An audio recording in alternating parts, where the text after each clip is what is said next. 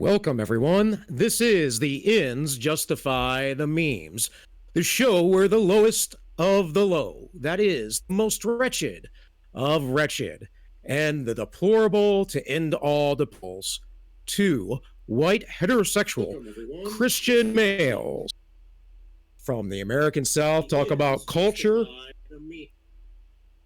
philosophy, history, health, fitness, and what it means to be a man in the 21st century. I'll be your host, Bill, and this is my producer and co-host, Tank. How we doing, Tank? Oh, I'm pretty good. I'm one beer in. Well, I can't hear you, Tank, but... Okay, am I muted? All right. So, crack open a beer. And lend us your ear, because the ends always justify the memes. Sorry if that was a little rough, guys. I had some feedback there. Is how things go. Can you hear me? So, tonight, we're kind of going freeform. And we're going to talk about postmodernism, probably, and transhumanism, definitely. Can you hear me? I can. Okay, good. But I was getting feedback from the live stream. I could hear myself echoing. Yeah, I was getting some weird messages. We're good, though. So, yeah, we're talking about what? We're talking about some transhumanism because of your video you did the other day that was pretty good about Cyberpunk. And you want to, like, tell everyone about that video? Talking about all minus one, my other channel. That's first shameless plug. But by the way, guys, I've been on vacation for about a week. Had a friend's wedding to go to. Was quite enjoyable. Great time. A lot of great people. But also probably lost a couple brain cells in the end. So our entropy looks like it's offline. Great start to show. Oh, well. I'll jump on that. If you want to tell about your video, and I'll get entropy pulled back up. All right, man. Yeah, and there's that feedback again. That's going to be screwy because. Anyway, so here, let the memes begin. Let the memes begin with the, as Matt Christensen always says, the duct tape production. Yeah. Anyways, I just did a video. I did a couple of clips talking about Cyberpunk. There was a thing the other year where Paul Joseph Watson and his infinite ability to troll, satire, and be an absolute amazing propagandist put out a thing about Cyberpunk 2020, and where the one, this is the tabletop game, that is the one series of books talked about how diversity and in the ideas of diversity would be the end of the United States. And the reason why that is, it's not a hard thing to do to see. You just pay attention. It's called balkanization, right? Like in the Balkans. So we have to like realize what is going on, seeing what's going on in the world, and people were trying to play up this idea from the left that William Gibson wrote Neuromancer because of the Reagan years, except for he started writing Neuromancer before Reagan was president. He also wrote similar themed short stories before then. And really, if you can say William Gibson is the father of cyberpunk, then we could say that Philip K. Dick is the great grandfather. And Philip K. Dick wrote often about corporatism and unrestrained corporatism. There is a series that was done by Showtime. It's not the best, but if you're into sci-fi, it's definitely watchable and has a lot of good, interesting themes. Called what is it? Total Recall 2070, I believe. And that shows a lot of that, like the corporate entities have more power than the government themselves. And that's something that people fear. Now, I don't think that that's a good idea, that the corporate entities have more power than the government's ability to protect your liberty, but what what I do not think the answer to that is just pure socialism or communism. That's just silly. You don't have to go from one extreme to the other. There is a balance. I get very Buddhist on these kind of things. you know, you can accept parts of both worlds and they can live together. Um, I also don't think that we need to try to pigeonhole the cyberpunk genre into some sort of leftist utopia, because it's not utopian. There's nothing in the cyberpunk genre that's utopian. It's all dystopian. So, anyways, I made a video using a series of other videos that, of course, got copyright struck, but I'm not collecting any money, so no big deal. So that's pretty much the summation. I don't know what's going on, Tank, but I am every now and again getting feedback from the video of me talking, and that's going to screw up the flow of things. So okay, I'll try to mess with the noise gate here.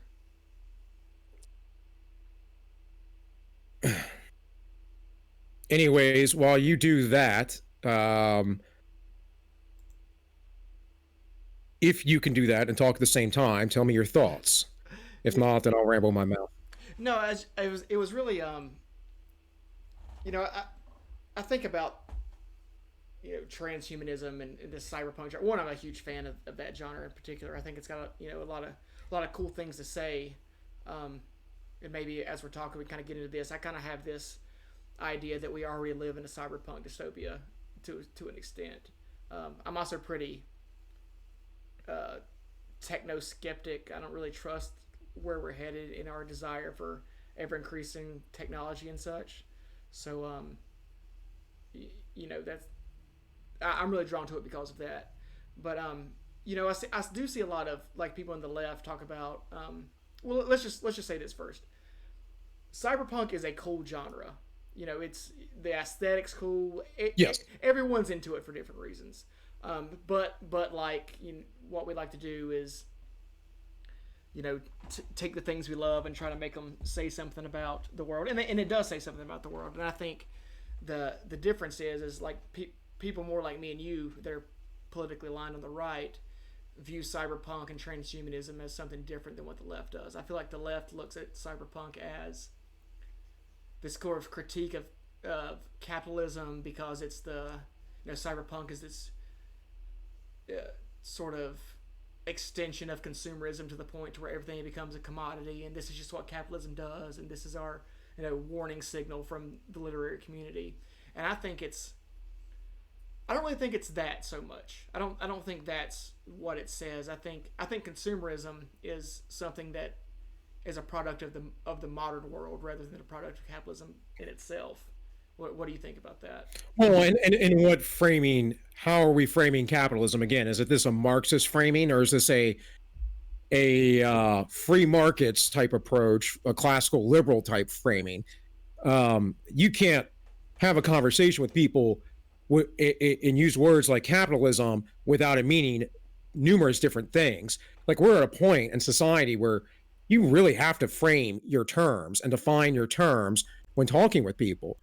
The left says that any minority essentially can't be racist, but only white people, and it's inherent to white people. Again, I don't understand why the melanin in my skin somehow makes me an evil person or a racist, where my definition of racism is classical in that it's the idea of racialism, in that you think that one race is superior to another.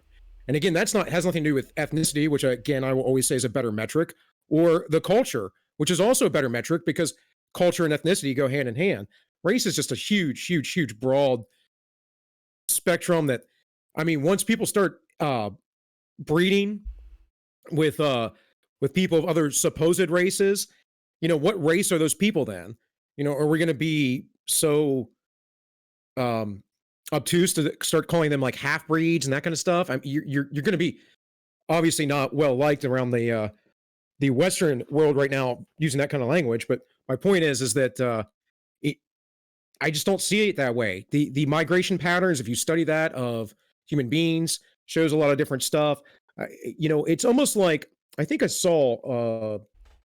I don't watch a lot of Ben Shapiro, but I did see him with Dave Ruma today, and I think he was talking about this idea that the leftists were um, they act like that they have the perfect moral solution, and they if they lived in the time of slavery, they all would have been abolitionists. They all would have been against it, and they would have all these ideas as if our society just sprang up out of nowhere all of a sudden and doesn't have all these roots to it. And it's not just excuse me, it's not just our society, it's theirs. So that's a tangent, but just saying, if we get into the whole cyberpunk genre, I'm a big fan myself. I don't even see it as a left right thing. I just see it as when I look at a writer and within the history they write in, and I don't read a lot of fiction. I'm more of a movie buff. But if we get into that sphere of things, you will always see there are things going on at the time in which they are experiencing trends that they are seeing happen, and they often miss little things. Like Gibson, if you watch interviews with him, had no clue that we'd have these things. He had no clue that we would have like cell phones and stuff, and he thought you were gonna have to do like dial-up internet. Now he sort of predicted the internet. Um, I don't think he was aware of people like Arthur C. Clarke talking about the internet though way before that. Um, Still, it, you know, most writers in those kind of fictional fields, and Gibson will even say this, he was not necessarily trying to predict the future. It just is what appeared to him at the time. Remember also that in that cyberpunk world, highly influenced by the late 60s and 70s, right? That whole world was seen as being taken over by the Japanese. Gibson believed that Japan was going to be the world power. And I think a lot of it had to do with their economy at the time, the fact that America stopped producing things, and the fact that they had recovered essentially by that point from the Second World War. And no one saw China rising as a power. You know, we were still in the middle of a Cold War with Russia, but the world was a lot different place than it is today. And so to look back on it from the 20th century, or sorry, the 21st century, and say, well, this is what he was talking about. This is what he predicted. And then also on top of that, say it's like some sort of utopia. If you look at that Reddit thread that I briefly covered in there, and you go through the one guy that is the counter arguer, well, there's a couple people that are counter arguing, but one guy goes really well into it over and over again. He it just dissects these guys left and right based on the rules of that game.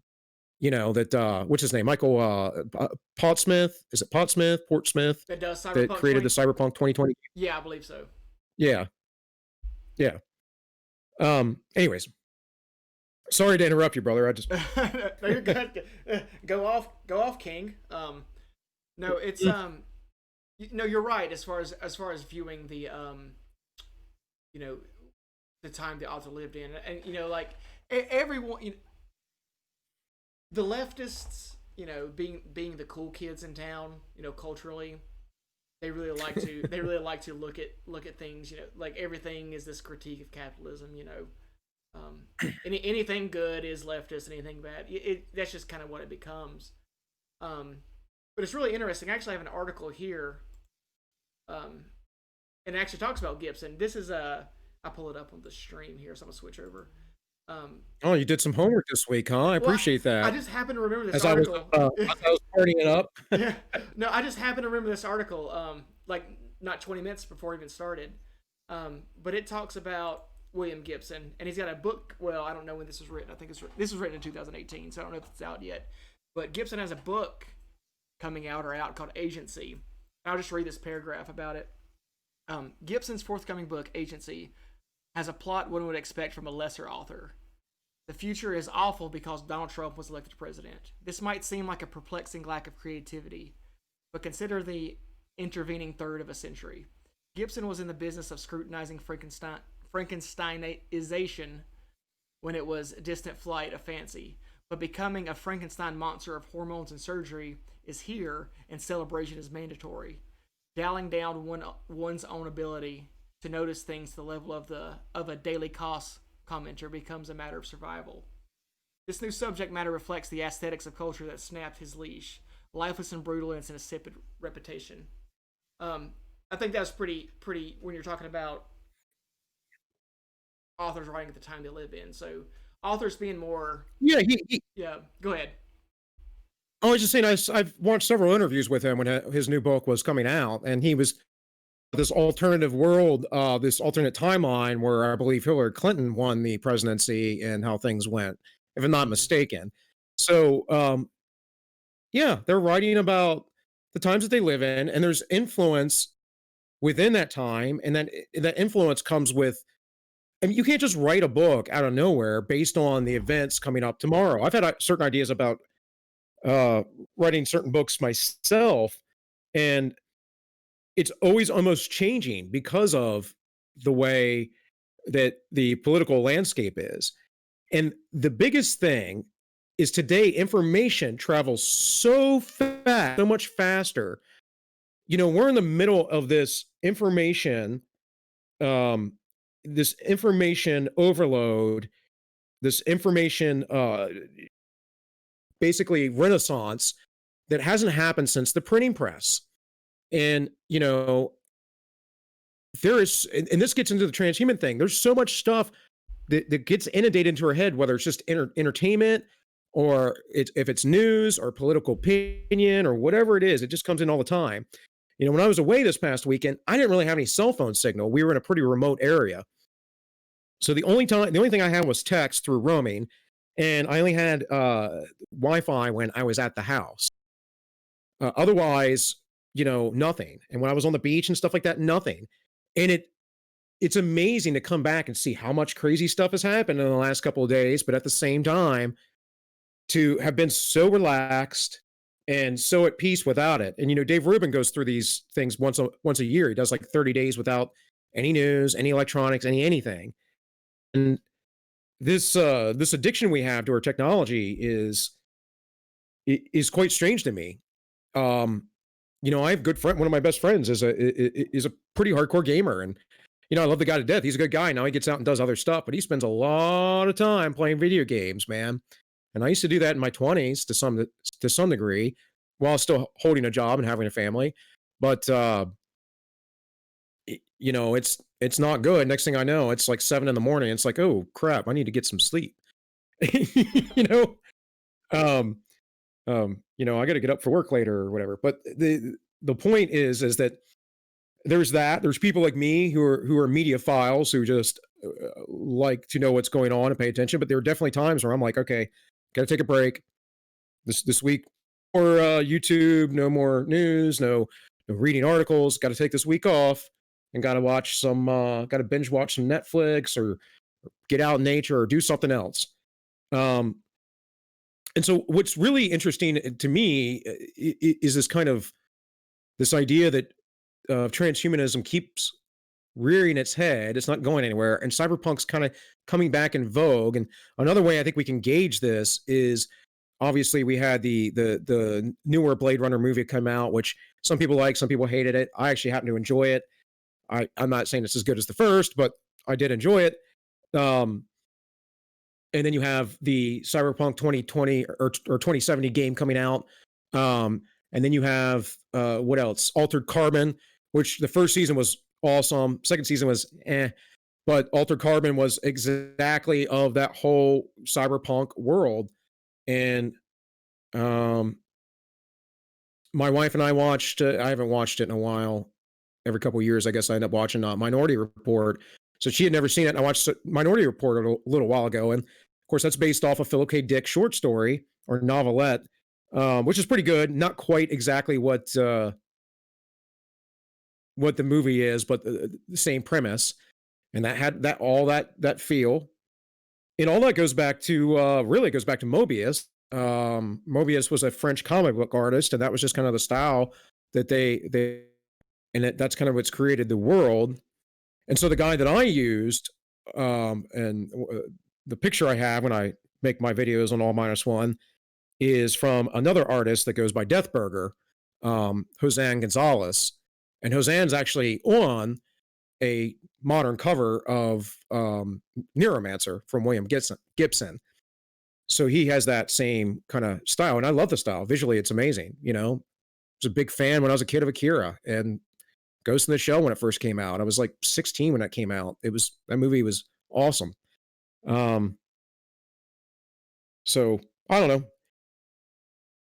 I told you I'm probably not gonna be too sharp today. That's all right. That's good. Um, so let's talk about this first. So cyberpunk as a genre, what do you think it actually says about society, or whatever it predicts, or its critique, as it were, of society? What do you think it means? My general critique is the weak government and the rich and elite rule everything. The criminal elements of the world are the heroes, or at least the anti-heroes. Um, Everyone's disconnected. They're addicted to technology, much like people are addicted to porn or anything else. And they are essentially, in the end, they have lost anything and everything that makes them a human being. They've lost their humanity. They become machines, cogs in the wheels. And this would be one of the things I have that we can get into in a little bit here against transhumanism. Um, if you're gonna, even if something as simple as if I could put a contact lens in and constantly be getting a feed within my eye, there's serious potential for mental manipulation, mind control, mass control. I mean, look, they do it now through propaganda. So how much worse would it be?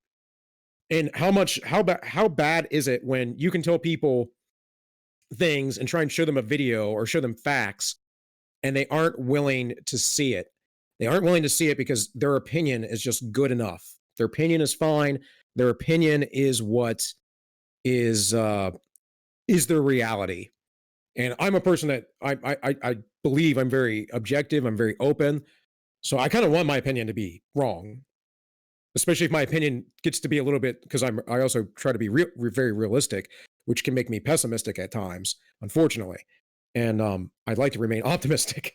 So, I definitely want counter evidence to the things that I see going on in the world. Um, so I don't know. What do you think about all that? I mean, what's your take? So I agree with you pretty much completely on that.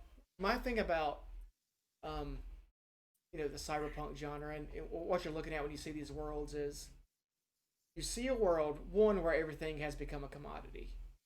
I do agree with that. You see it's a lot of branding, a lot of corporations. You see they're always trying to sell you these things, um, almost like they're taking parts of things that are just everyday being a human and repackaging them and then selling them back to you.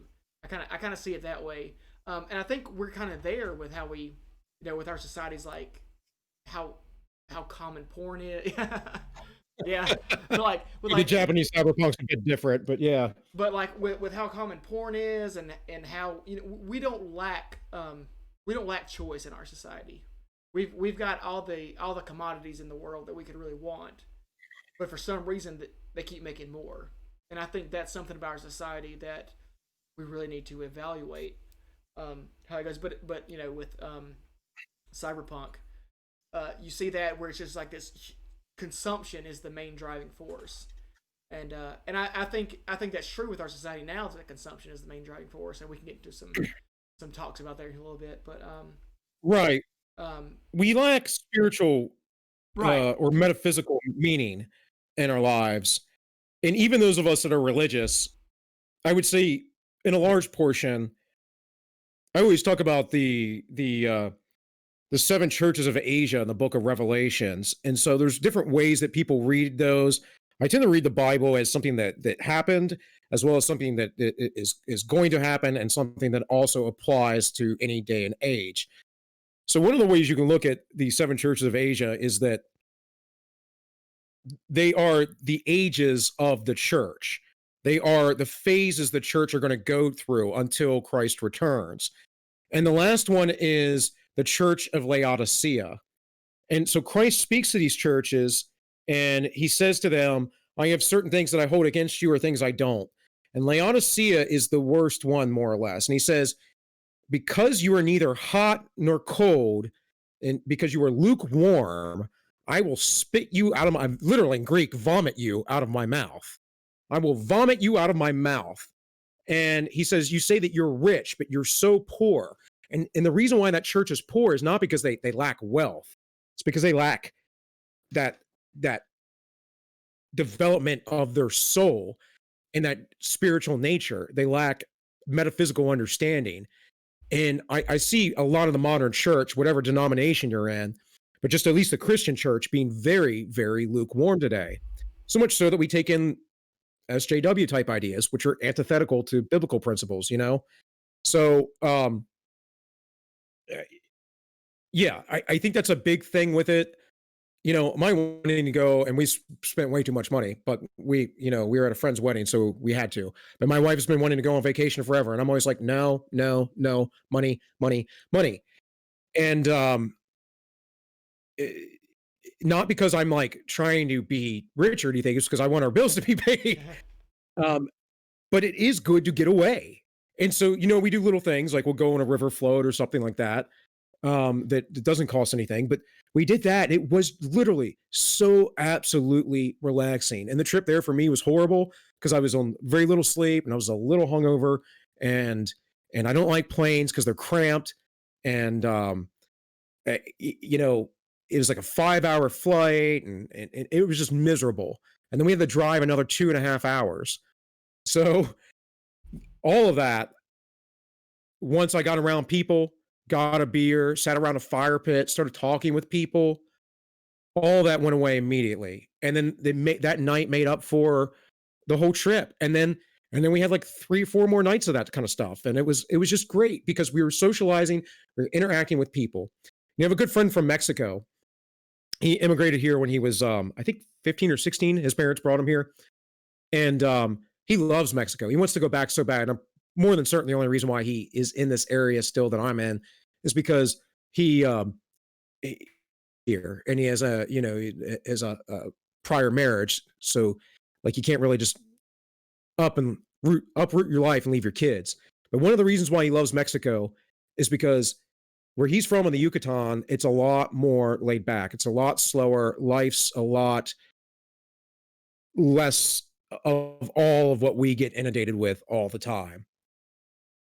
And don't get me wrong, there are a lot of people that still live that way in the US and various parts and places, but the majority of us don't. The majority of us live in this hectic mess, addicted to our phones, addicted to porn, addicted to drugs, or whatever it is, whatever it is. Yeah, that's the So, that's the unfortunate part about technology that no one really saw coming. Like it's cool. Technology's awesome. Like it's cool that we can sit here and have this conversation. In different states with got laptops and USB mics. All this stuff is really fun to tinker with, but it has such a detrimental effect on society that you have to wonder what the consequences are going to be, and that's the thing when it comes to the political consequences thereof. If you're like of the leftish variety, I don't see how you can really critique technology as something that's wrong with society. So for instance, let me give you an example. So before the advent of the level of technology we have now, giving someone puberty blockers or hormones for gender transition would not be possible. And this is something that people that believe in that sort of thing feel are necessary for people to fully develop their own sense of identity. They need these things that we create in the lab, pretty much the very cyberpunk concept. These things that they feel like they have to have. That would not be possible 200 years ago, 50 years ago, 70 years ago, whatever. So right. so I don't see how that trajectory of progressivism leads anywhere but a cyberpunk dystopia. Well, you look at something like CRISPR, and you start getting into movies uh, that leads to this idea of like movies like Gattaca, where the main character, his parents didn't have his genes edited, and because of that, he wasn't allowed to have certain jobs that only those who were exceptionally gifted with these perfect genes were going to have. And not to give away too much of the story, but within it, essentially, they don't take into account the fact that people that do have these genes perfected still make stupid choices. Excuse me. So the another character in it, played by Jude Law, he had crippled himself being an idiot, and I think a car crash or something. So he needed this other guy to essentially take his place for the prestige within society. This guy that didn't have the right genes. They go through all these steps to fool all the security stops along the way.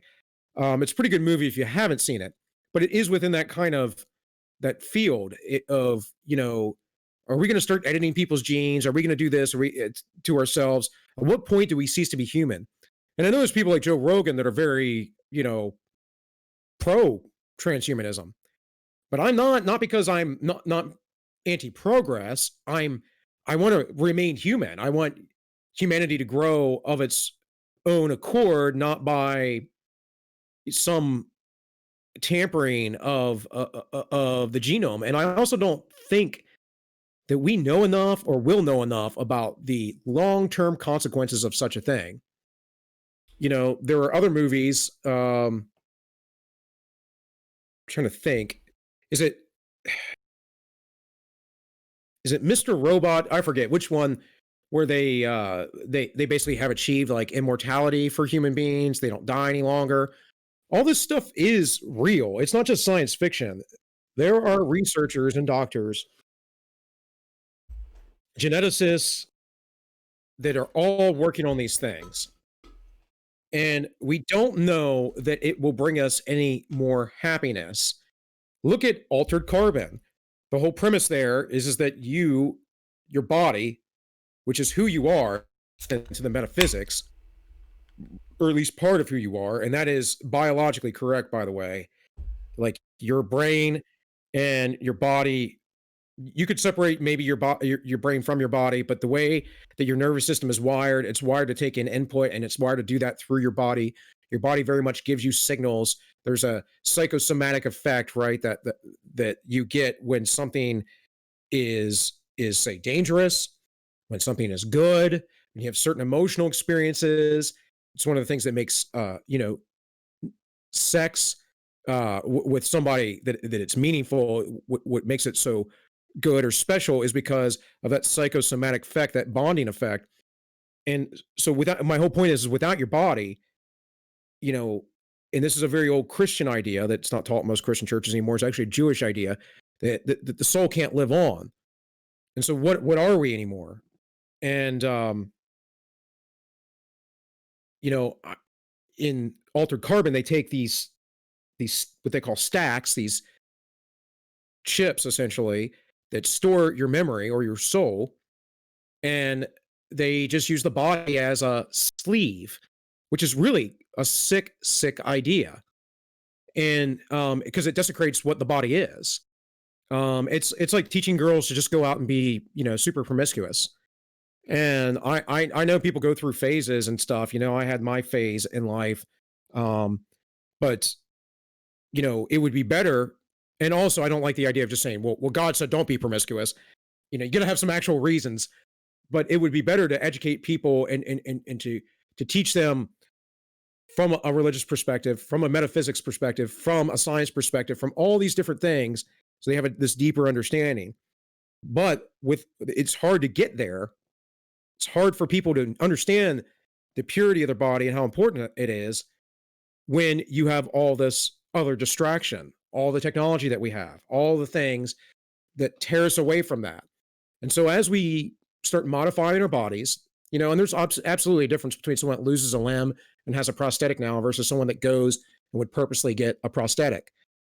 So as we start losing pieces of our body, or we start degrading the value of our very flesh nature, I think that there's something very horribly wrong there, and something that will be lost. Yeah. And the thing about it is, I feel like that's a pretty universal opinion as far as I feel like everyone has a sense of techno skepticism within them.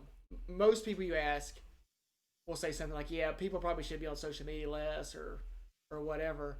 But politically, if your concept of progress and utopia or whatever, if your worldview is based in valuing equality, then transhumanism is the ultimate goal. Because, like you're talking about altered carbon, if we could live in a world where everyone's, psyche was put onto a little computer chip and we could just put it in different bodies, then we could achieve equality beyond what we think is possible now. And that's what scares me about this outlook is that that's a shitty place to be. I don't, if you have to have an off switch somewhere, but the concept of an off switch in terms of progressive momentum doesn't exist. But wouldn't that also um would that really make us equal unless everyone was fit into the same body, the same style of body? Because like human beings, like any creature with some sort of animalistic nature, has that drive to compete in some manner or another for some sort of resource. So that resource depends on the personality. It could be women, could be money, could be just being the best in your job, could be being an athlete, or any number of things that could be shooting pool. No, it's But not. go ahead, go ahead. It's not going to make us more equal. But what it is Right. a step towards making us more equal. So if you can download your psyche onto a computer chip, and you have the money to afford the nice sleeve like an Alter Carbon like these guys do, then that's great. But eventually, if you get to the point to where theoretically in the utopia, everyone can afford the nice sleeve, or everyone has the same sleeve. But that step of the transhumanist, we're taking you out of your biological reality and putting you into a uploading you, so to speak. That's the step towards that. So it just that's your trajectory, as it were. Right. I don't know, man. Like, I'm not a super techno skeptic, but I am wary of these ideas. I know people will be going in these directions. Another thing that like I kind of hinted at earlier that it's a really big deal is that, so if we are just pure beings of electrical impulses, and I don't believe this in any sense. I think we're a conglomerate of things. Obviously, hormones play a huge factor, and that is a biological uh, thing. But um, I'm getting a message that your mic is getting low, so or went low. Might be that noise reducer that you're Okay. using. Anyways, I don't know, man. This is number what? Well, I guess this is number 4 now. No one got to see number 1, but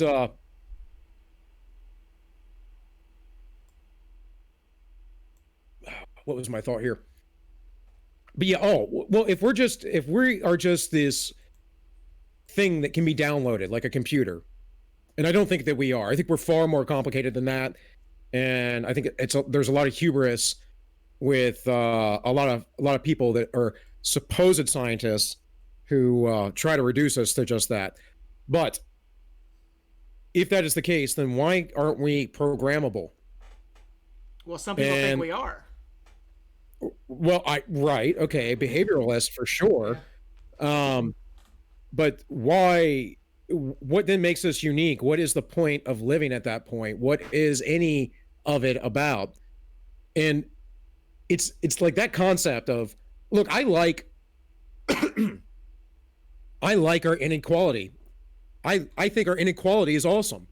I'm short. I'm not really big. I'm mildly athletic, less these days. But I'm kind of smart, and that's just me, and I'm just who I am. Other people are tall and stupid and whatever else. I'm not saying all tall people are stupid, but all stupid people are tall. No. Neither one of those statements are true. But my point is that I like that we're different, and because that we're different, there are things to figure out and explore about humanity. It gives us color. It gives us flavor. It gives us uniqueness. It gives us identity. The fact that we are different. Now, I don't like identity politics, but we're not talking about politics. We're talking about something metaphysical. We're talking about something more philosophical, something religious, if you would. And that's a whole nother issue that honestly I would say the political realm is meant to obfuscate like constantly. It's like let's not even talk about those important things. Let's talk about this gibberish over here. Let's put Bill Barr in a hearing and then not even let him talk because we're Democrats. He's just evil. It's like, come on, come on. Did you see where Nadler yelled at the Republicans because they had their mask off to drink water and stuff? Yeah, And, of course, his mask is taken off. then Dr. Fauci was out at a baseball game with his mask off. Yeah, Yeah, masks are stupid people. Like, I don't care what your opinion is of it. Like, they're stupid. They don't do anything. You get a handkerchief if you have to cough, put it over your mouth. It does the same thing. right. Anyways, I don't know, man. Do some talking. I'm about ready to get another beer. Well, go ahead. I'm about ready to crack another one myself. No, you're right that politics does kind of obfuscate a lot of these things, but I think that in a society where technology is so upfront and the news is so in your face all the time that politics it shapes a lot of us as much as we don't like it. But I don't know. Like I'm still kind of thinking about, do we live in a cyberpunk situation right now? Scott Adams, I think it was on Joe Rogan, and he said that, if you're talking about cybernetics or what a cyborg is, it's using technology to enhance the, human being, then, a cell phone has limitless information on it, so we're already cyborgs to a certain extent. And Yeah, I would agree with that. yeah, and I would agree with and that. I think it's had worse, yeah, or pretty terrible uh, outcomes for humanity. I have a buddy. I Go ahead. let me just say something real quick. I get a pain here in my arm, my left arm, and it goes all the way down through my this has to do with another injury, sort of related, but goes all the way down into my wrist and my thumb and stuff because I'll get on my phone and if I text too much or I'm reading stuff on my phone too much and I'm using my left hand, that will get really tight and I will be in pain the rest of the day. Now, if I don't do that, it doesn't bother me at all. So I got to be wary of that. And my point is that so much so that phone, and I've actually talked to a physical therapist about this because I have some training in that field, but I've talked to physical therapist about this, where they're seeing this a lot. They're seeing that and typing a lot, like issues from that. So it may not be quite in us, but it's always with us. And if it's causing things to happen to our bodies, not just psychologically, but actually physically, then it's like, I mean, what else is a cyborg, right? Right. So go on with the point. Yeah, I have a buddy that he lives in Colorado. His name is Theodore Kaczynski, and he actually has a theory about so if anyone's ever read like the Unabomber Manifesto or whatever, he kind How's that Theodore doing these days? he's writing a lot of letters and sitting in the cell, as it were. Right. So the Unabomber's Manifesto, or what he calls Industrial Society and its Consequences, goes into this a lot. And so what he says is that, to dumb it down, humans are too smart for their own good, and they've created technology. And technology has sort of short-circuited how we work. So he has this thing called a power process, and basically what that is back in the day, if you needed to eat, you had to go out and kill something, or you had to do some kind of serious, effort to make food land in front of you. Technology has made that so easy that it's kind of messed up how we view the world, to a certain extent, and that this lack of the power process, what he calls, has built up when it's like a rage and it put us in a position to where we're not functioning the way humans are supposed to function. You could say that Ted Kaczynski is kind of the most anti transhumanist that's ever lived, to a certain extent. Yeah. What's interesting because I haven't read a lot of his stuff, but I have glossed over his manifesto. Um, one of the things I think that is going on with technology with people right now is that we have this weird false dichotomy about everything, and I know I say that a lot, but it's true. There really is a false dichotomy in the world. Like I'm a highly individualistic type person, but by no means do I not understand that there is a collective in humanity. We call that society. We call that our social network. I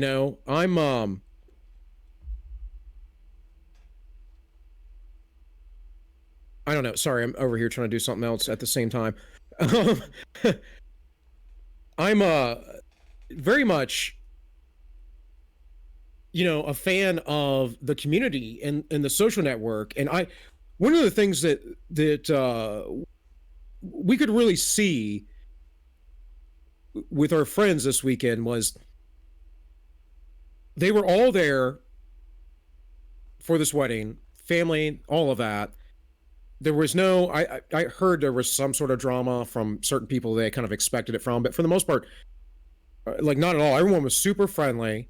There was no drama. It was all about getting this thing done and everyone having a good time and enjoying it together. And that sense of community is great. And people spoke openly. I really hate it when people get upset about anything. It's like politics. You want to talk to them? Like, we can agree to disagree. You can be a commie. And my stance on commies. I'm not a fan. But you can be a commie and we can have a civil conversation. And, I'm cool with that. But a lot of people, they just get mad. You challenge their ideas. They get angry. They don't know how to handle it. It's like, dude, so you were never properly socialized. You weren't socialized properly. You didn't learn how to live in the tribe. Um, and it's okay that, yeah, people do little things. They frustrate you. I mean, I'm married. You got anybody that has a significant other, especially if they live with them, is it's going to get frustrated by that person, especially when they're around them all the time. It happens. I have a nearly 16-year-old daughter. She annoys me sometimes. I love her to death. She's the best thing that happened to me in my life. Actually got me through some of the toughest times in my life because she was the inspiration to keep me going. But those things happen. You work them out, you gloss them over, and it's fine. You move on. But it's like now in our society, if you upset somebody because we don't have this sense of community and we don't understand how to allow people to be individuals, they just want to murder you. They're like, oh, you don't agree with me? You're not part of the collective. The collective specifically that I dictate everything that has to be the way I want it to be. Like they want to kill you. And for a very long time, I've always said I hate it when people say there ought to be a law. My dad used to say it kind of jokingly growing up, but then through work experience, I'd hear it a lot. There ought to be a law about this. There ought to be a law about that. But then the same people would be like, why are there laws about this? Why are there laws about that? And I'm like, because of people like you. We don't need laws. We can self-police. That's called community. I mean, we need some minimal laws, but my point being is that we can all be individuals within the community. We can be a collective and individuals at the same time. And we've just gotten away from that. And radio was probably a very important piece of technology because it got things across the world, across the globe very quickly. You could sit down and listen to a story instead of read it, which for most people, they can listen to something much longer than they can read. I mean, reading takes a lot of brain processing power. And then came the boob tube, the idiot box. And that really, really led the way in the propaganda because before that, you basically had the radio and print. And print's definitely propagandistic, but there's a lot of stuff you can read in print. And I know a lot of people now who are going back to print and away from all media punditry, which I kind of don't agree with, because I think punditry is actually a good thing. I think you got to realize who's a hack and who's a good pundit. But punditry is a good thing because it makes you think about things, makes you think and look at perspectives you may not have. And then you can weigh the argument afterwards. But I don't know, man. What do you think about all that? We're we're just flying along here. We're about an hour in, so I actually have a lot to say about that, but I'm 3 beers in, so I need to go pee. So let's take a short, maybe like couple minute break, so I can go pee, and then we'll come back. All right. Tank wants to put his "be right back" screen up. He works Yeah. so hard on, so I'll let him do that. All right.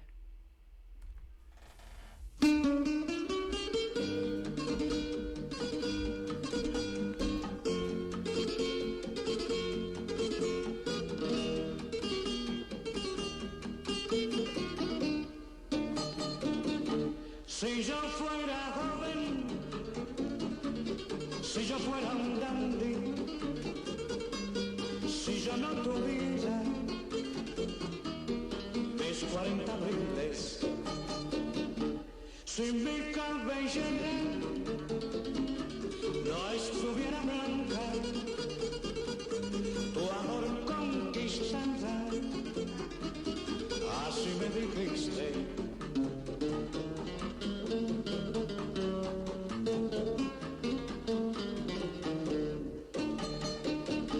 Son muy verdaderas todas tus razones. Yo soy el invierno, tú la primavera, pero no me cambio por ningún tunante. Tengo el alma joven y tengo experiencia.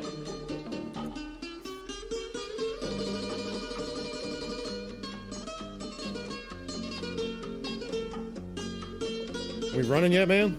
Yep, we are. All right. We are back. Oh, now we're back. All right. Yeah, you gotta let me know. My wife just came in. She thought she had an opportunity to book me. So, you were talking about community and agreeing to disagree. That reminded me of something that I wanted to bring up on the when we were talking about whiteness last week. So all this shit going down with tearing down monuments and Confederate flags and this and that. Kind of the way I'm looking at it is, so people, the arguments are, this is a part of history, it's a part of our heritage, whatever, we want to keep these statues and flags and symbols. The other side is saying, well, those symbols are offensive to us, so we don't want them to be here. And to me, that impasse is it's a signal that our society is already broken down. So, like, I think I might have gave this example to you before, but let's say, just to make a really absolutely stupid example out of this, let's say my dad was a plumber, and he died in a freak plumbing accident. And I was really hurt about it because he's my dad, and, I liked my dad, and I didn't want him to die in a plumbing accident. And then a friend of mine came to my house, and he bought a shirt on Teespring or something that said, "Plumbers are stupid." Okay. Well, I would probably take offense to that because my dad just died in a plumbing accident. However, that guy being my friend, we could come to an agreement. I'd be like, "Hey, man, that offends me," and he could say, "Well, I didn't mean to offend you," and we would probably get past it. It's not something that we'd have to dwell on for longer than, a matter of seconds. So, I guess what I'm getting at here is our society's broken down so much that we don't have that chain of communication anymore. And I think technology kind of exacerbated it to a certain extent. It absolutely did. It absolutely did. Well, we were certainly balkanized. A lot of it is parenting too. A lot of it's parenting because we went through, Jonathan Haidt talks about this stuff and his anti-fragility, where these children were kept inside, kept from doing things. I remember when my daughter was little, I used to take her to the park, I mean little, like 2 or 3, and so she's still learning to walk. Doesn't have a lot of control. They're all head. They still have very soft bones. Then, in fact, later on, a couple years later, she injured her growth plate in her knee, wrestling around with her sister, and fortunately, I didn't cause any long term damage. But the the point being is that I would take her to the park regularly and almost every day, and the parents there who would hover around the 2 and 3 year olds on all the equipment and stuff, or the parents there that would yell at the kids, "Oh, that's not the way you go up the slide. That's not how you use it." I'm like, shut up and let them be kids. That's how they learn.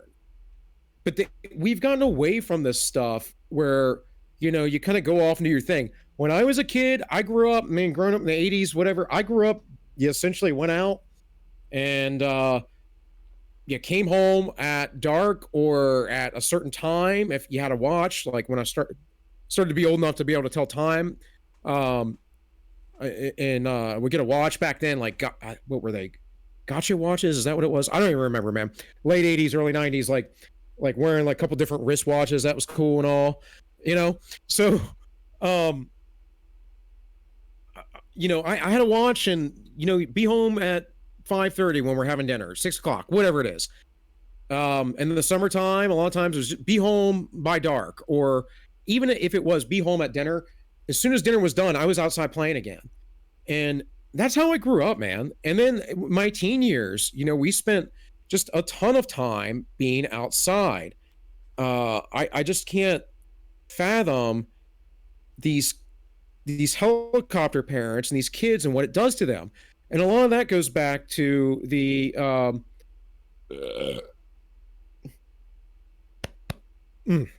excuse me, to the boomers, which was my parents' generation.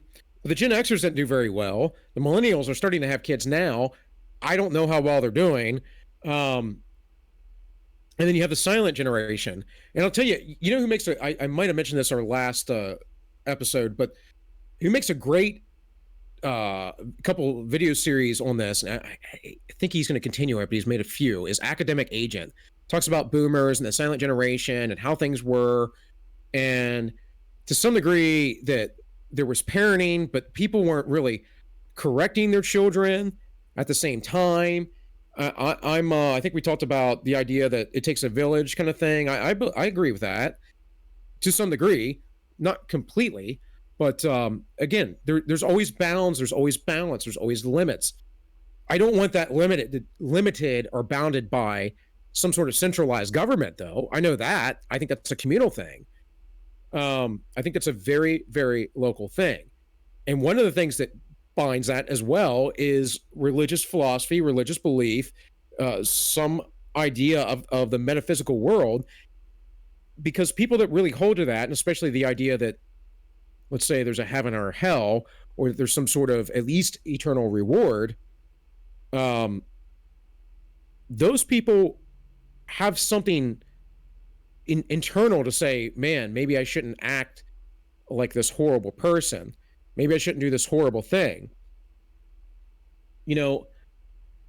It's no easy thing to raise kids either, but at the same time, a lot of it's just common sense. And what I see this a lot too, my wife and I talk about this a lot, because she grew up in a house without boundaries.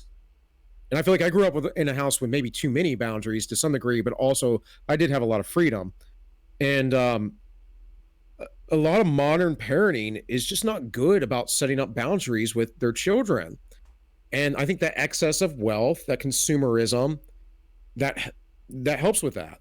My first wife and my 2 kids she had that came with her, my son and daughter there, in their case, we would have dinner, and at the end of dinner every night, they would ask for ice cream or dessert. They'd literally ask for dessert. I'm talking about a 4-year-old and an 8-year-old. And I'm like, why do you guys think you get dessert at the end of every meal? Dessert is something special. Dessert is something you get, at a party. Dessert's something you get for your birthday. Dessert's something maybe you get if we go out to eat. Dessert is not something that happens Monday through Friday, or Saturday or Sunday for that matter. And then you have grandparents that to perpetuate that. We used to meet up on Sundays after church with my family, and there would always be dessert. They still do. It drives me nuts. I'm vocal about it, so whatever. But it's like, why do you need all this sugar? Why do you need all this excess? And at the same time, if we want to get back to transhumanism a little bit, why do we need to be replacing these body parts? Well, maybe because we destroy our bodies because we don't have any self-control or discipline with them because of stuff like that. So in the end, it all comes to back to me as like having certain boundaries, having certain expectations, having all these things. And technology has more or less allowed people to be more and more isolated. We communicate now. People sit across from each other on their phones and be texting other people instead of having personal conversations. Now, we live a couple hundred miles apart, so it's a little bit different for us doing a podcast like this. But be for sure that if we lived in the same area or close enough to do it where we didn't have to drive more than 30 minutes, either one of us or so, that I would be doing this in a studio with you in studio or something like that, Right. That might actually be a good transition to start talking about consumerism. That's something I think that we should talk about a little bit. Before we get into that, we just got a follow from a guy named Vodka Rush. Appreciate the follow on DLive. Hey, what's up, Vodka Rush? But so say so. You tell me what you think of consumerism, and then we'll get into it. Well, I think we addressed this a little bit last week, but we were trying to keep it moving with the infograph. So,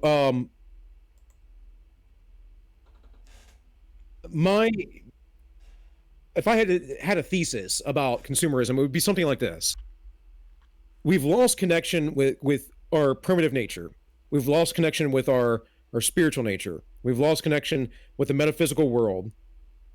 And because of that, we are trying to fill this hole and this void. At the same time, not just the connection that we've lost in those things, but the development of our own souls, the development of our very beings of who we are. We don't think about these things. And because we don't think about them, we remain crappy, horrible people. And we remain stupid as well. Stupid and asleep and blind. And I say this as a person, if anyone's listening, you might think I'm out there criticizing you. I'm saying this from a person that has gone through all this in life. I came from a very dark place a few years back, and I fixed it. And I fixed myself because I realized that I was part of the problem that was keeping me unhappy. And part of that problem that manifested for me was consumerism. It was me buying useless stuff I didn't even need. I had a period a few years ago, and I still do it from time to time, where I just went through my house and got rid of so much stuff. Just clothes I never wore, gadgets, little things that I bought, and knickknacks, whatever it was, that it's like, why do I have this? Why do I collect it? This is just absurd. And I'm not talking about keepsakes. I'm not talking about, something that has sentimental value. I'm talking about just something you never use. And marketers they essentially study evolutionary psychology, or they have evolutionary psychologists on their team, or I think it used to be called, it wasn't behavioral psychology. What was it called? It has an older name than behavioral psychology, or sorry, than evolutionary psychology, but I can't think of it off the top of my head. But that is the lack of sleep in the long fantastic trip that I had. And the alcohol. Anyways, alcohol's not really affecting me right now, but we'll see by the end of the podcast. I told you, when we started, I'm not going to be fresh today, but it is what it is. The ends do always justify those memes, guys. They do. But yeah, so it's a soul problem. It's a problem of not being in our physical bodies. There's something interesting on the first century type metaphysics, the way people saw the world, is they really thought that physical labor was important. And to some degree, our society props up physical labor only through exercise, But then you have those other elements, those commies that like to destroy anything that's fun or good for you, who then want to body shame you because you're not fat and gross and ugly like a lot of them are. So, um, with that though, we have since at least the 70s told everyone, you know, go to college, go to college, go to college, to the point where we've saturated the market, caused people to start off very young with ridiculous amounts of debt, and at the same time made a college degree about the same thing as what a high school diploma used to be. And that is basic competence in, say, the three R's: reading, writing, and arithmetic. Now, your major might have you doing something more specific, but still, it, it, a lot of people have to take remedial college classes just to get further on and whatnot. There's a whole money scheme there. It's mostly top heavy with administrators, and it is literally a commie factory to brainwash your children. So I'm not a big fan of academia. I'm a big fan of learning and books and all those things, but you got to pick and choose. But my whole point is that there was this important notion of doing physical labor. It's one of the reasons, in remaining humble. I think it's one of the reasons why, the profession of Christ. Not that he would chose it. His father had, this profession, but was that of a carpenter.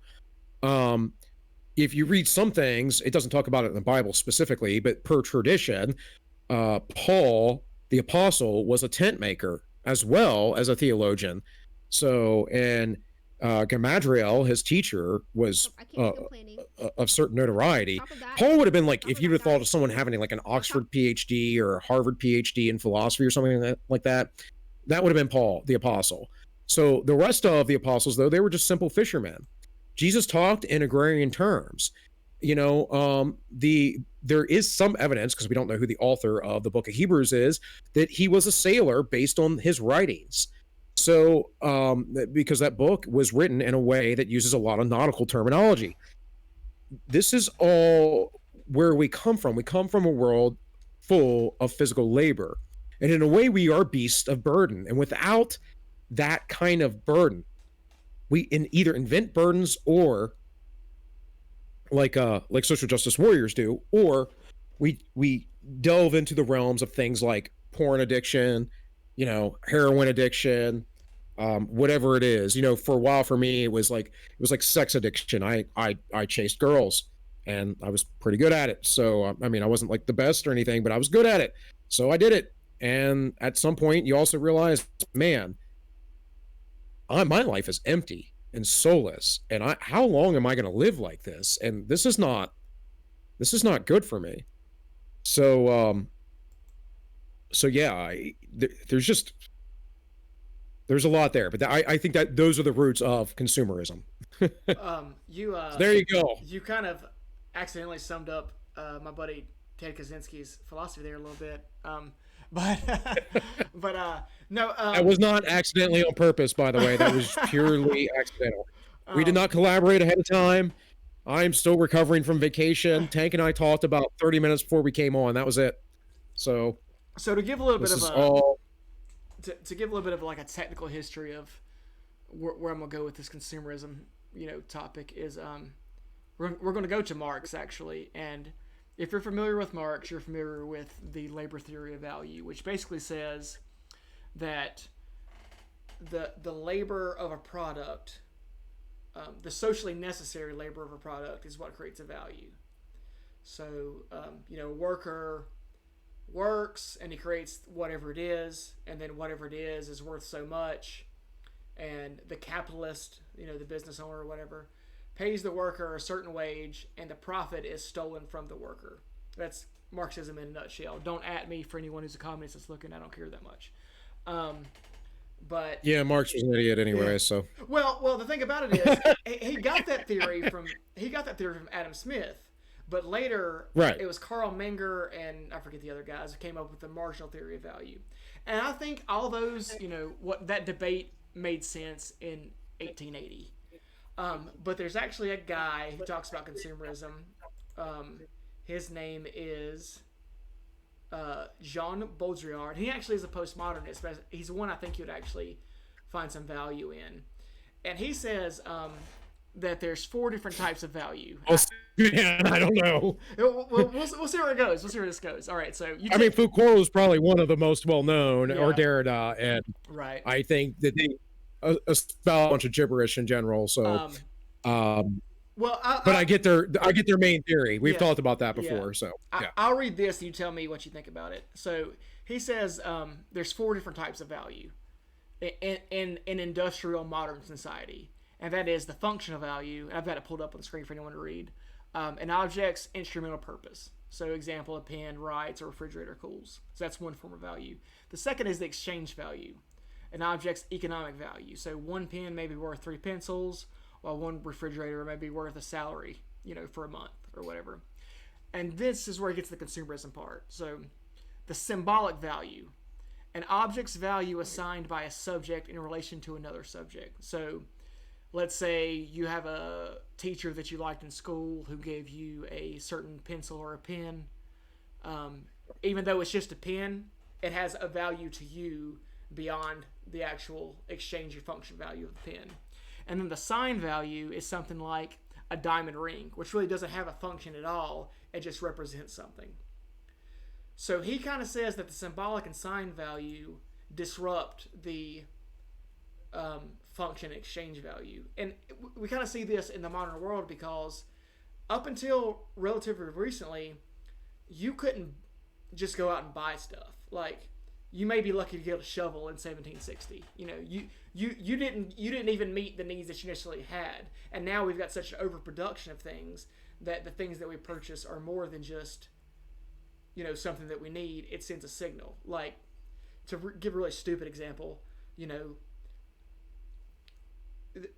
the functional value of coolers are one thing. So you got like a Coleman cooler, and then you've got the Yeti cooler, which is a roto-molded cooler. So roto-molded coolers are better than standard coolers, but the Yeti conveys a specific message. People put their stickers on their truck. And this is coming from someone who has an overpriced cooler. It's not a Yeti, but I did spend way too much money on it. So we're kind of using these things. Well, that's the prestige of that product, right? Exactly. That's the prestige of having that. Yes, understand. So where are you going with this? So I think this kind of gets to the root of consumerism, is that it's, our society is no longer, we use buying products and consuming products as a message when it was never really meant to be that way. Yeah, I would agree. Much like people virtue signal and go along with the mob to instead of being individualized and being themselves and being non-apologetic about who they are. I mean, don't get me wrong, if you do something jerkish, you should apologize, but generally speaking, like, you should just get to be you. If you're not, I always say, or talk with my wife, I'm like, very rarely do I meet somebody who doesn't like me. Like, I get along with almost everybody, and if someone who comes up and they don't like me off the bat, and I've had people tell me that, they're usually just an ass, and I hate to say it like that, but it's true. They usually have a lot of problems in their life with other stuff, with other people. It's a reoccurring pattern with them. And it's because I genuinely care about what people think. I genuinely want to know who they are. I genuinely want to have a good time, and I don't want to be combative. Like, none of that is really within my nature. So I guess my point is with the SJW stuff, I see it all the time. It really drives me nuts that people put stuff like Black Lives Matter all over their Facebook or Instagram or whatever, and it's like, you don't even know what they're talking about. I get the sentiment, but everyone gets the sentiment. There's like 5 people who are like, no, Black lives don't matter. Black people are horrible. I know they exist out there, but it is not the norm of society. And so you don't need to pretend like, oh, I care about this so much, because you really don't. And if you did, you'd be out in the streets with them marching, or you'd be one of the rioters that they're rioting, that they're using the marchers for cover for. But that's a whole nother story. I did some stuff on that on All Minus One, by the way. Got to plug in. Anyways, um, but yeah, man, I don't know. I think that's his view there. Who was the author again? Jean Baudrillard. Okay, yeah, I'm not familiar with him, but I would say it's it's too simplistic. It doesn't get into the subjective market values, which we cannot predict, um, because as far as a human motive goes, um, we essentially see things from a point of view of utility. And this is why he wouldn't bring this up as a postmodernist per se, because we want things essentially for utility to make our lives easier. At some point, we don't realize that we have enough utility in our lives. And again, that goes back to what I was saying about the the this idea that we haven't developed our spiritual nature or our deeper soul nature, because we're blinded. We're blinded to what we're doing, and so it becomes this like this habit. That's actually neurologically correct. Like once you reinforce a groove more or less in your brain, a neurological a certain thing, you get that hit of dopamine. Well, then you do it again, and that gets stronger and stronger. So eventually, it makes it very hard to let that die, to let it die off. But it is possible. It is very possible. But you got to work at it. And I think another thing is people get demoralized because they don't realize that the path is always 2 steps forward, 1 step back. Very few people just go whoosh, straight to the top. It's always 2 steps forward, 1 step back. I believe J.C. Penney went bankrupt numerous times before he was ever successful. Colonel Sanders' story is amazing. He was a very old man before he became it was basically when he was a young man, told he was worthless. His first wife left him, all kinds of stuff. Went through bankruptcies, had a very hard life, became super rich because KFC is awesome. And the main thing that he did is he developed a method on how to cook fried chicken very quickly instead of taking a very long time. When they say Thomas Edison had something like patents for a light bulb before he got it right. So you got to realize it's about hard work. It's about sticking in there and before you can get on whatever path that you're trying to go. So if you want to cut out bad behaviors, it will take a while often, which is why help in community is important. Anyways, to get back to the thing that he was talking about value, again, utility makes a very important thing of value. So when something doesn't seem needed to be utilized by us, it has less value. So a lot of that can be based on interests, right? It can be based on needs as well. That a lot of that's personality driven. So there are those things. So like I said, I just think that what he's saying is too simplistic. And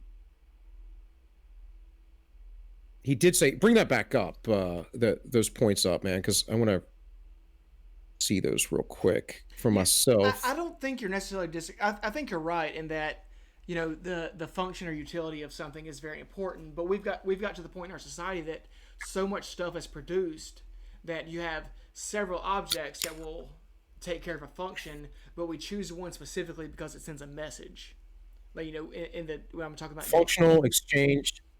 Yeah, sorry. Functional exchange, symbolic. That's what I was talking about with the sentimental value of things. Yeah, okay. So functional, I guess, would be when I'm talking about utility. Right. Exchange would, I guess, you could say, the market. Sign is what you're getting at, as in the virtue. So, okay, from that lens, and I'm going to take this. I'm not a postmodernist fan. From that lens, are we saying then that the highest values of society right now are, or could we say that the highest values of society right now are to pretend like you're a virtuous person who agrees with the wokeness? I believe so, and I think that's proven by the fact that you see all these multinational capitalists that the communists are supposed to hate with the rainbow flags and Black Lives Matter and Colin Kaepernick Nike, things. I think that's kind of what it is. Am I crazy to think Well, that? it's certainly some sort of commodity because you can be canceled, and I mean canceled like you can't bank, you can't have a job, you can't do this, you can't do that. Although I have this little book, actually I have a bunch of these little books called the Bible that has this passage in Revelation 13 where it says that no man will be able to buy or sell if they don't take the mark of the beast. And the mark is 666. Now, depending on how you read that, what is it, the Karamang or Karamanch? I forget the exact words. But the word in Greek for the impression that they're talking about is denoted as an impression, as an in something. But it was most notably known as a seal, like a seal for a letter, or on coinage. And it would be like the emperor's seal on a coin, like we have on our money. So if you look at it from like that kind of perspective, and then you say, well, what is the number of man? Because it says the number of a man is a way you can interpret it. But anthropos, the way it is conjugated in that sentence, can mean humankind, not just a singular man. And so again, you got to go back to the Greek. You got to understand that, and I'm not a great, but I've definitely read a lot about this stuff. And man was made on the sixth day. So are we talking about some end times leader? Or are we talking about a system, which is what I think it's talking about? And that goes back to what the beast are in Revelations. That all goes back to Daniel, and the Daniel interprets itself, just like most of Revelations actually interprets itself. But as far as the cryptic, symbolic passages, but my point being is that I think that the 666 represents the creations of humanity, and that would be government, the economy. So having free trade, right? We're always trying to regulate economies and whatever, and religion. I use the word religion as far as spiritual belief because it's just in the vernacular, it's common parlance. But the reality is once you have a centralized church or a centralized type religion, and for me, to my mind, at the time, that was we say it's the Catholic Church, but a lot of the Catholic Church right now is going along with this SJW type wokeness. And again, I'm not trying to point fingers at Catholics or anything like that. I'm just saying I'm throwing out ideas, things that I've had for years, with what all this means. And so, is being woke a commodity? Yes. If you are not woke, are you going to be able to buy or sell things? Are you going to be able to trade freely? I don't know. And I don't think so. And this is not the first time in history this has happened per se, but it is really interesting because it's the first time in history it's happened in a global world, a world that it has a global economy, a world that has global alliances entangled with the technocracy that we have and the technology that we have. And which is kind of scary depending on what your beliefs are. But if you have beliefs like mine, it's like, ooh. Also not scary because of my beliefs, because I, no matter what happens, no matter how horrible things may get, I'll be fine one way or another, even if I meet a horrible death. But the whole point is like, yeah, is that wokeness? Is that a commodity? Is your dissension from that is saying, no, I'm going to be an individualized person. I'm going to do what I want to do. I'm not trying to hurt anybody. I'm not trying to put down anybody. In fact, I want you to have the same kind of freedom I have. But can we live up to that? And does this technology that we have allow us to live up to that? Is it more seductive? Is it more enticing than the problem of being a unique person? Well, Is it better to be a unique person or a collectivized person? well, I think in society today, it's pretty hard to be a unique person. Like to give an example that's really close to home. So I'm obviously a Southern man. I have a lot of critiques of Southerners and Southern culture because I feel like they've been the quickest to sell out their own culture. So to kind of to give an example, it wasn't but like maybe 1 or 2 generations ago that most of the people in my area were farmers. Okay, well now the descendants of those farmers are not farmers anymore. They're whatever else, but they have Farming's hard work, man. yeah, yeah. Well, but now they're not farmers anymore. Physical labor. They have a very specific truck Right. with a very specific cooler, and they listen to very specific country artists who also are not farmers, sing about farming, and they consume that product. So I've kind of watched this, people in my life that I feel like to watch their culture become this commodity that represents nothing anymore. It's just something they buy rather than something they live. So that's why it's something like consumerism. This Right. is really important to me. You're buying an identity. Right. Exactly. Is that not correct? Yeah. And that's an interesting tie-in, considering we're just free flowing a conversation to the whole idea of transhumanism, because that is really what you're doing with transhumanism. Oh, well, I have brown eyes and dark brown hair. Um, Maybe I want blue eyes and blonde hair. Well, we can do that today with contacts and dye, but it's not permanent. In a transhuman type world, that's literally a touch of a pen or something, and the whole thing changes. Kind of like using, Microsoft Paint or something. Um, I'm like what 5'6". It'd be nice to be taller. It'd be nice to be 6 foot. I don't need to be giant, but it'd be nice to be taller. Um, you know, so we can do that. Transhumanism, and I've read about actually guys. I'm really sympathetic to guys that have a hard time with women, just because I've had so many friends that do and they don't try, and I've read a lot about guys that essentially believe that they have to be incels because they feel like they're so ugly or whatever. And it's like, well, man, if you just dressed a little different, you maybe got a haircut, and you developed your person, you pushed yourself, you changed, you would find it's not as hard. But they go to the lengths. I've read about people that go to the lengths to the point where they get these surgeries where they literally lengthen their bones slowly over time by essentially cutting them and then slowly stretching them out millimeter by millimeter to regrow them just to gain a few inches. And it's like, whoa, that's here already.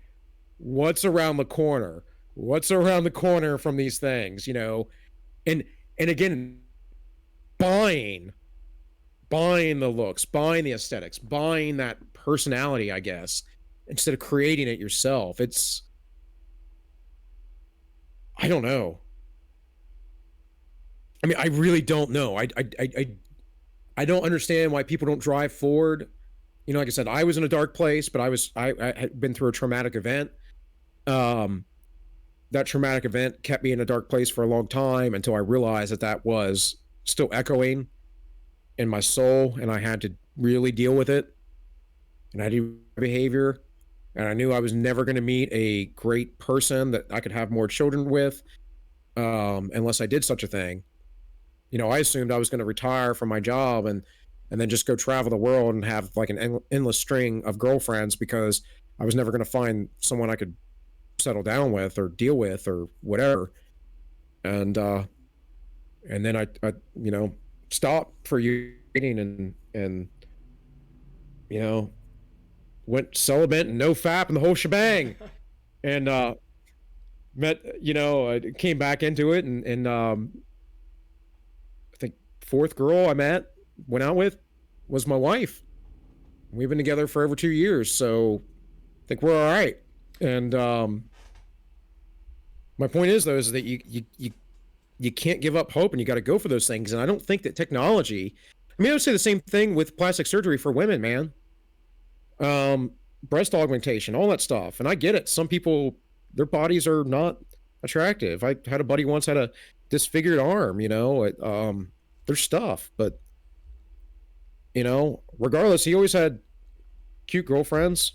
I think he was a little crazy with them, but he was he's one of those guys that meet a girl and then she, lived with them like 2 weeks later. So,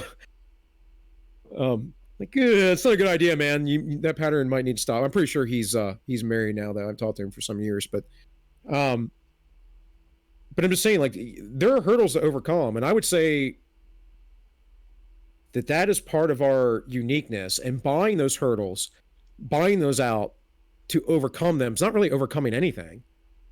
You're just getting deeper into the weeds of the darkness of your soul, and it's a band-aid essentially. Right. But It's yeah, go ahead. it's interesting that you bring up the whole incel thing. I think that in the future that's gonna be a pretty big issue for the more leftist egalitarian people to deal with, because when you're dealing with inequality of sexual market value, that's going to be an interesting thing to play out. But besides that, again, the whole incel issue is something that I kind of think of as part of the consumerist modern technology society, because it's almost to the point where you view yourself as a commodity, and then that's where you view your worth at. Not that long ago, but a couple hundred years ago, you had an outlet. If you couldn't get laid or you couldn't get married, you could go to the monastery, and that was a fulfilling life. You're going to spend your entire life serving God, and in a lot of ways that was considered better than where we're at right. where we're at now.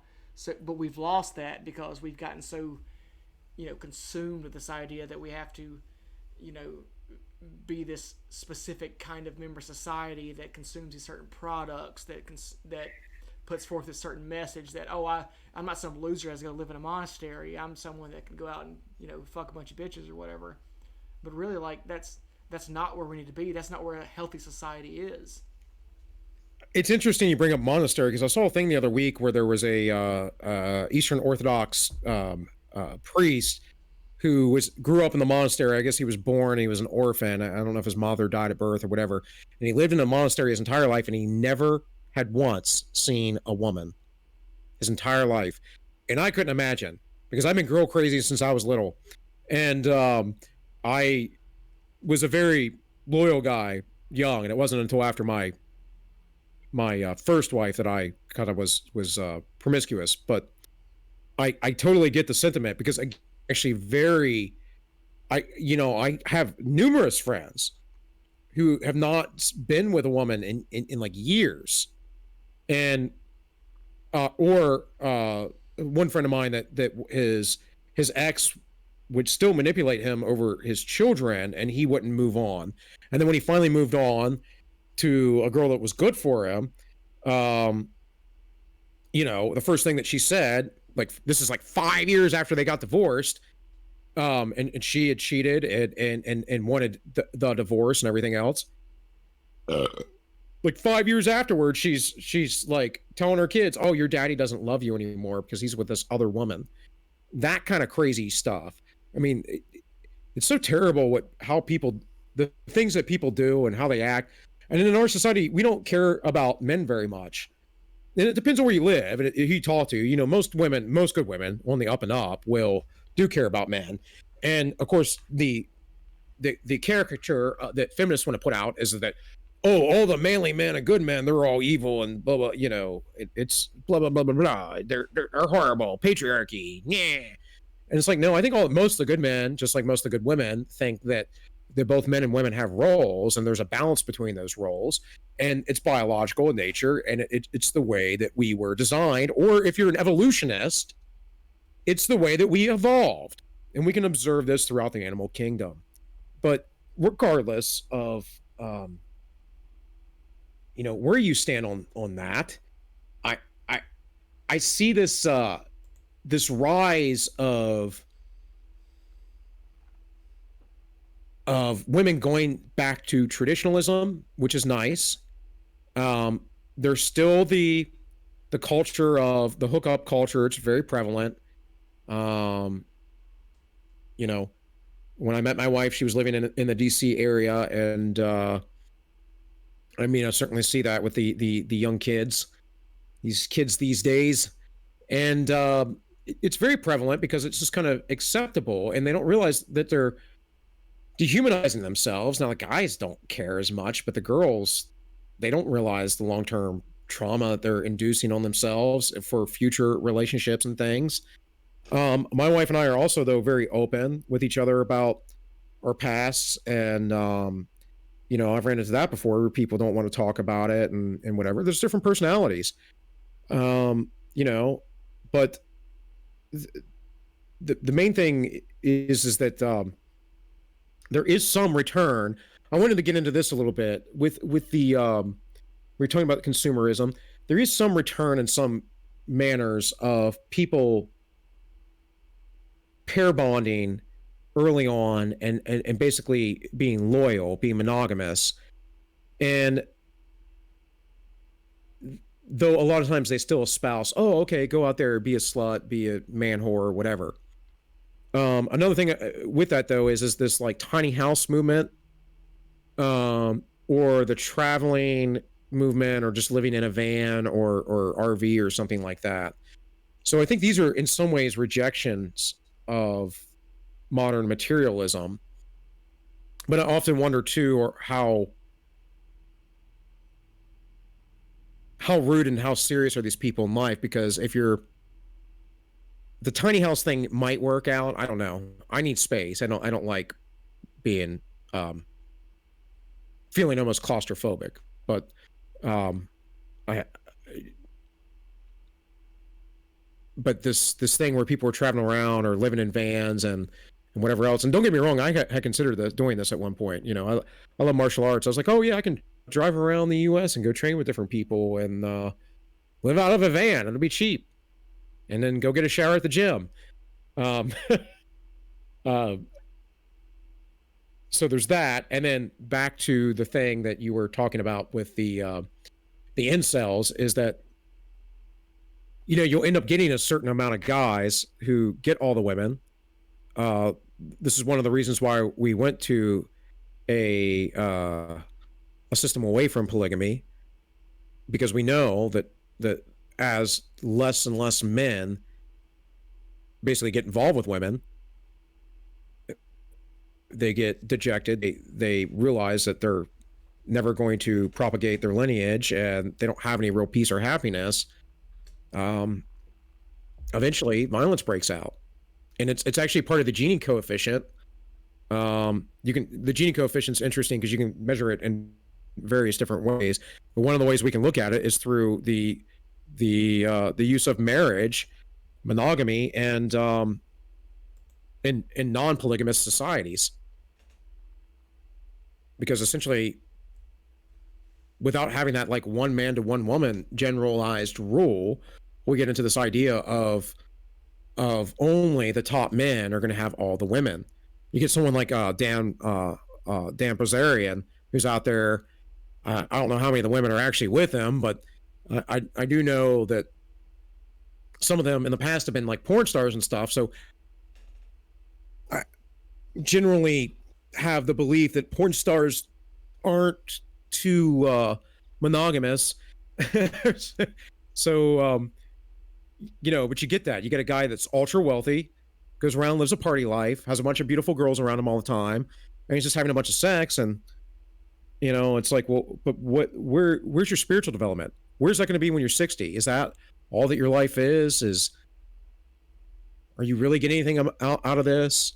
All the money, all the travel, I know it's beautiful, it's fun, it's like chill, but what are you really getting out of this? Are you just trying to fill some void that's deeper? And so, anyways, that's enough of my rant. You haven't talked in like 10 minutes.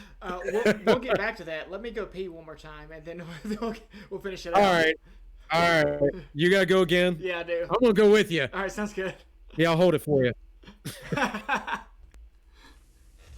right, at least he laughed. All right. Be right back, folks.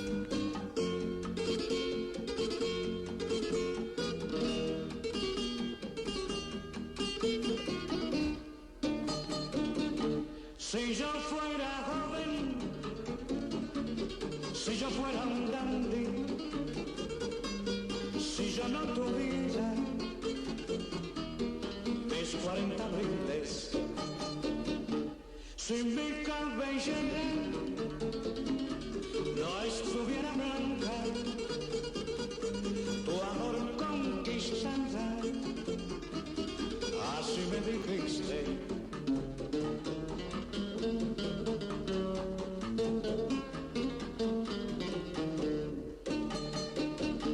Son muy verdaderas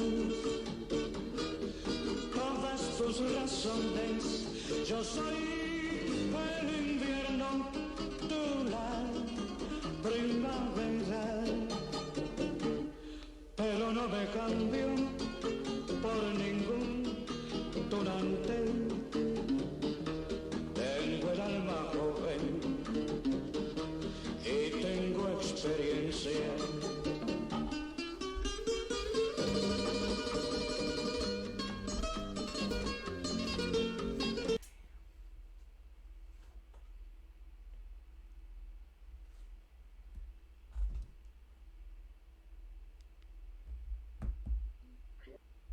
We timed out about perfect. Oh, I was already done, but I was closing my windows. So since it's gotten dark out here, But what you're talking about with Dan Blazarian is a pretty good point. Kind of where I'm getting at with this whole point of consumerism is that, you know, you got guys like Dan Blazarian who's out just absolutely just smashing vajayjay left and right. And you know that's cool when everyone looks at that and thinks like that's a really good life. And your point about you know what's your spiritual development is very poignant. And I think that's kind of where we've got with this consumerist modern society is that, you know, we view things like Dan Blazarian and people like that as like the ideal life, and really, it's not. You know, it might be fun, or it might be fun for a while, depending, you know, how you look at it. But I can tell you, I mean, I'm nowhere in those kind of leagues or numbers for sure, but it is fun, but mostly fun for the chase. yeah, I'd say like 70% of any sexual encounter is not good in reality. Like, and I can say that not based on insane numbers, but you know, I have experience regardless. right. So, and then out of that other 30%, really only like 10% amazing, and it's never going to be more amazing. I mean, honestly, there can be sexual things that people have with each other that it's difficult to get past. I guess, you know, it happens, but it's never going to be more amazing than with somebody that you really have a deep, caring relationship with and that you can trust.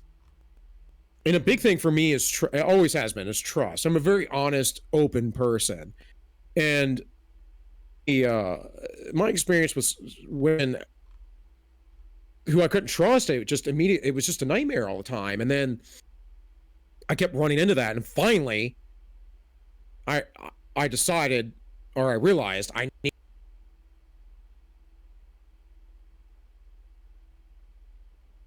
Hello?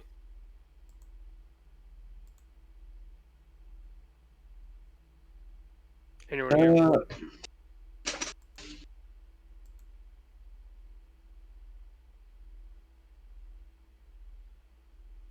You there? Yeah, sorry, I lost you for a second.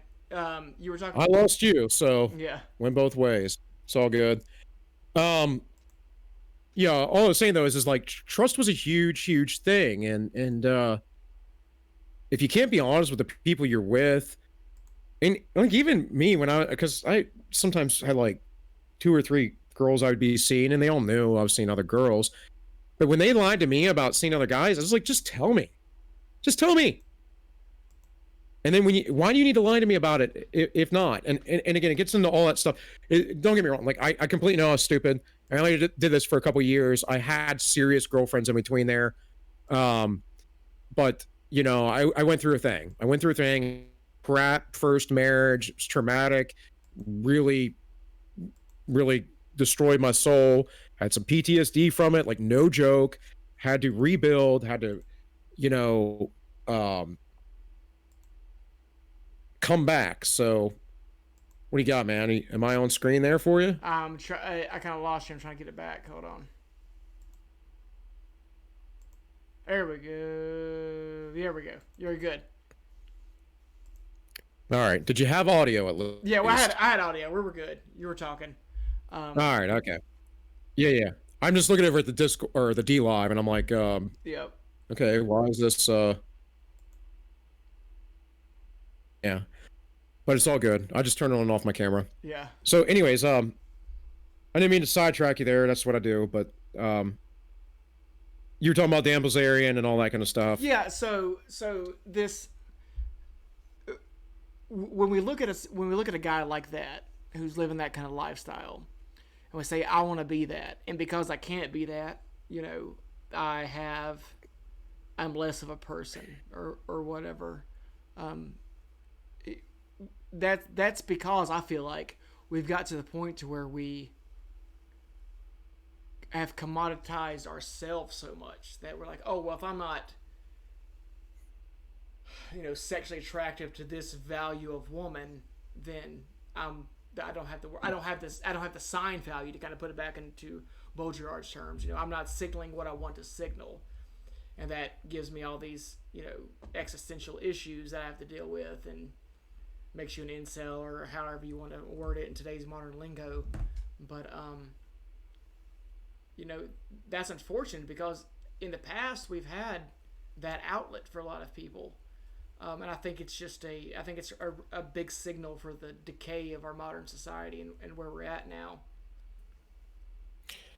Well, and at the same time, in the past, we had a lot of war and famine and plague.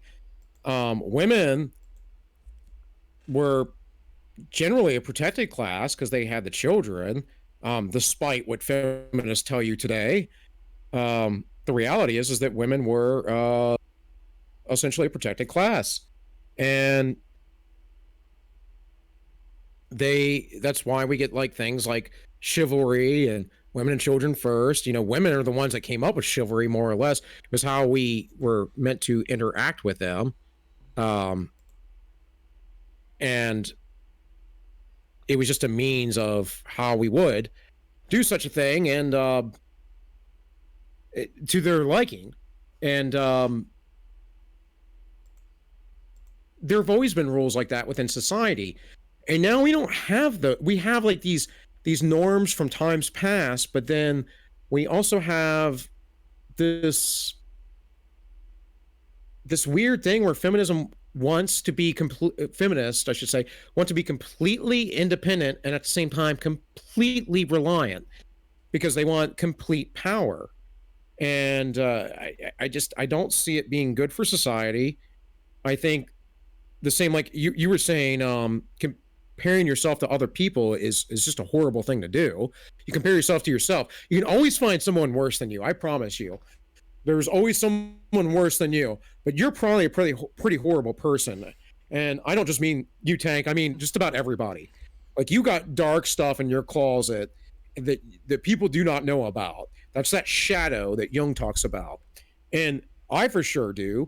I'll be open with most of it, though, with people, because I've addressed it. I've confronted it, and I don't have any fear about being rejected by people because of those things. Now, I also believe in ideas like redemption, and I don't see that in the woke culture at all. There is no redemption amongst the woke speaks. They woke scold ya, and then you're just done, and you're done forever. And I unless you don't apologize. If you don't apologize, then you're like, cool. You just get on out there, do whatever you want. But apparently, if you apologize, you've admitted guilt, and you're done forever. And it is interesting as well. We talked about Mulbug the other week, and he talked about the witch hunt, and that was a very old article. And that was exactly what Ben Shapiro was talking about with Dave Rubin. And the opening that he used was, oh yeah, it's the perfect method. If they drowned, then they weren't a witch. Well, how did it go? I forget. Whatever it was, like throw them in the well, throw them in the river, whatever it is. If they drowned, they weren't a witch, but if they float, they were. Well, everyone seems to drown, but we win anyways. So it's something like that, you know? It's like no matter what, you can't beat the test. The test is always going to prove one way or another. And that's not a good place to be, man. It's bad. Well, I think that's probably a good place to call it a night for this stream. Yeah, well, I'm very tired, so yeah, and the more tired I get, the more rambling I'm going to get. So yeah, I'm good if you're good, man. I'm good. I guess we'll call So it a we night can- there. All right, guys. Well, thank you all for listening. The one dude that ended up following us. Let me see if I can get this pulled up here. My computer's going to work. Vodka Rush. Thank you, sir. Was that Titty Labs? Tidy Labs, bro. Titty Labs? Tidy I don't know. Labs, not Titty Labs. I'm tired. All right. I don't know what he said. I don't know what it is. Oh no, that's just that's a bot. It's not anything. Okay, I have no Tidy Labs. Yeah, I see that now. I'm like, what is that? Well, I didn't think it was TT. I just thought pronunciation because I'm dyslexic and that's how it works. But yeah, guys, thank you for watching. We will do this every Wednesday around 7 p.m. Sometimes minutes early, but not so far. So, Tank, for being here. I appreciate you putting up with me and in my brain dead state. And remember that the ends always justify the means. Play that outro.